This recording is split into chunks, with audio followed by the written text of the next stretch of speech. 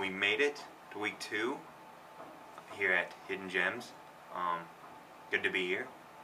Good to be back. This week I watched Harry Knuckles and the Pearl Necklace, which is a 2004 movie by director Lee DeMarber. He is the genius who brought you Jesus Christ Vampire Hunter. So right away you know the caliber of film is really, it's going to be high quality. Starring Phil Karakas, who plays Harry Knuckles, and also the evil twin Fuzzy Knuckles. Ooh. And Jeff Moffitt plays his, I don't know if it's Harry Knuckles' sidekick or what he technically is, but he's El Santos. He's a luchador wrestler. He always has that mask on the whole movie and everything. Also Nancy Riley, R-I-E-H-L-E, Riley. She plays Cassie Nova, and those are really the three main characters, the three notable characters. So Harry Knuckles and the Pearl Necklace had a budget of $40,000, and I didn't know that going into watching the movie. But just watching it, you think that's kind of actually surprising, because I thought it was even less than that. I just imagine that the director Lee DeMarber had a pocket full of change and a camera phone and a group of friends, and you just said, "Hey, you want to make a movie? Let's do this." And so the lighting especially is very awful, and you know that it's just not filmed on anything that's of any decent quality whatsoever. I don't know if I think it was like 16mm film. I don't know, it looks bad, but in the context of the film it works. So thankfully the movie doesn't take itself seriously at all, so there are certain aspects of its amateur style that work really well. The fighting especially is incredibly hilarious due to its absurdity, especially the ones with Harry Knuckles actually in them.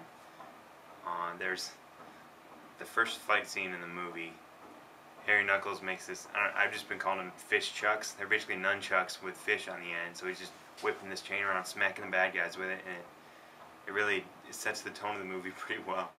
Almost every movement in the film was accompanied by just a ridiculous, crazy sound effect, and they're funny for a little while, but then eventually they're abused so much that you don't even notice it anymore. It was interesting at first, but after like the first 20 minutes of hearing just this, it just kind of loses its impact.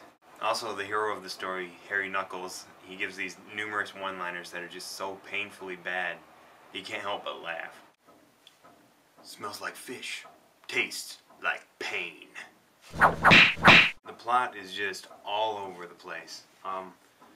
It starts off with a pearl necklace is stolen from a museum by Bionic Bigfoot, and apparently the necklace has this like radioactive property where Bigfoot has to have it or else he'll just slowly die. I don't know, like it gives him power. Anyway, super spy Harry Knuckles, he's contacted by two women who claim to work for the museum, and they need his help getting the necklace back. If it would stick with that basic premise, the film would have been okay, but they go off in so many different random directions that I had a really difficult time sitting through it.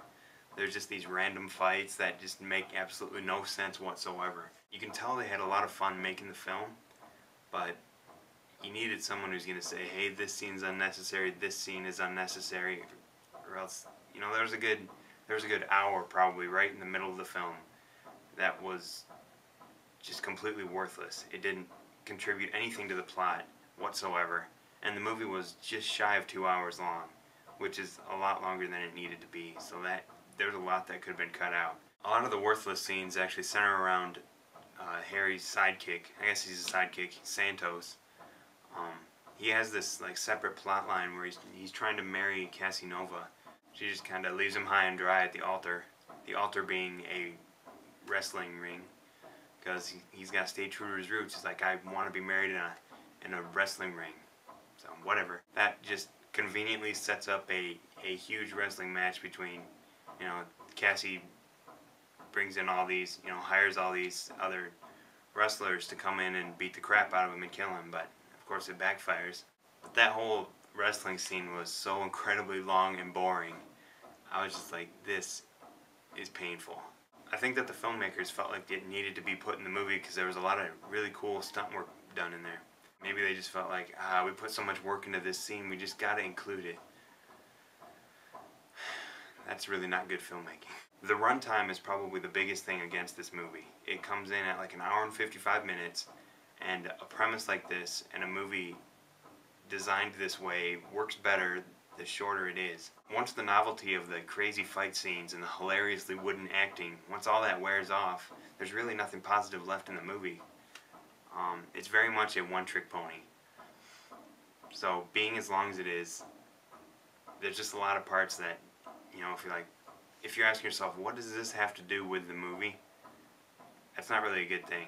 That's a problem. It's really, really difficult to rate this film or to recommend it to anybody, but if we were able to re-edit the film and include just the fight scenes, it would be a far more entertaining movie.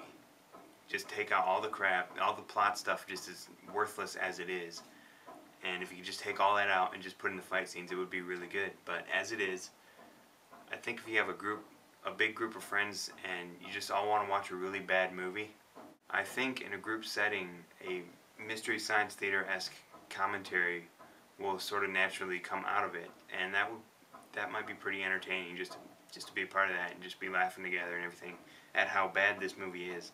If you're into really campy, crazy films, check out maybe the first 10-15 minutes and you'd have a really good taste for what the film's all about.